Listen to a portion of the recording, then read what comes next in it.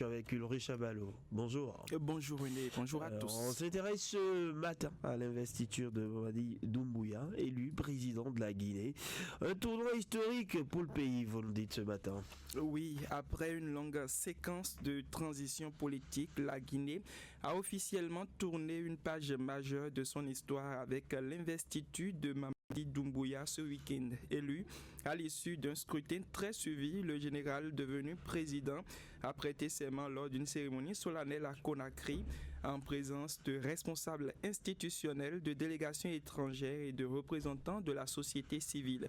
Cette investiture marque le retour formel à l'ordre constitutionnel après une période dominée par l'armée et les autorités de transition. Pour le nouveau chef de l'État, ce moment symbolique est aussi un passage de témoin délicat, celui du chef militaire au, président civil, désormais tenu de gouverner sous le regard vigilant du peuple et de la communauté internationale. Dans son discours, Mamadi Doumbouya a promis unité nationale, stabilité et refondation de l'État, des mots forts qui résonnent dans un pays marqué par des décennies d'instabilité politique, René.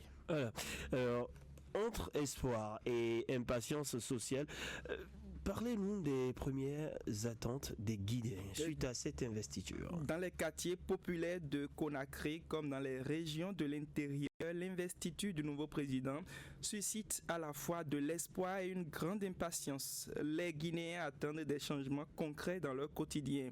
La cherté de la vie, la hausse des prix des produits alimentaires, les coupures d'électricité répétées et le manque d'emploi, notamment pour les jeunes diplômés, figurent parmi les préoccupations majeures. Beaucoup réclament également une amélioration du système de santé et de l'éducation, souvent jugé insuffisant et inégalement accessible. Au-delà des questions économiques et sociales, une partie de la population attend surtout un climat politique apaisé, sans violence ni répression, où chacun pourra s'exprimer librement.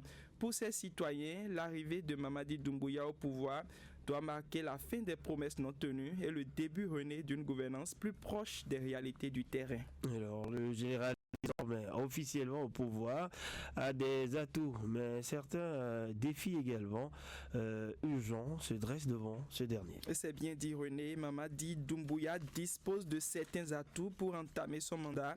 Il bénéficie d'un capital auprès d'une frange importante de la jeunesse et d'un soutien solide au sein des forces de défense et de sécurité. La Guinée possède également d'importantes ressources minières, notamment la bauxite, qui peuvent servir de levier économique si elles sont mieux gérées. Mais les défis restent considérables. Le nouveau président devra rapidement rassurer les investisseurs, stabiliser les finances publiques et relancer une économie fragilisée. Sur le plan politique, il est attendu sur la consolidation des institutions démocratiques, le respect des libertés publiques et l'ouverture d'un dialogue inclusif avec l'opposition et la société civile. Le temps joue désormais contre lui, car pour de nombreux Guinéens, l'heure n'est plus au discours, mais aux résultats visibles. Des routes, des emplois, des services publics efficaces et surtout un État plus juste et plus crédible, René Soglo. Merci à vous, Ulrich Chabalot. C'était bien sûr la rubrique Voile sur le monde.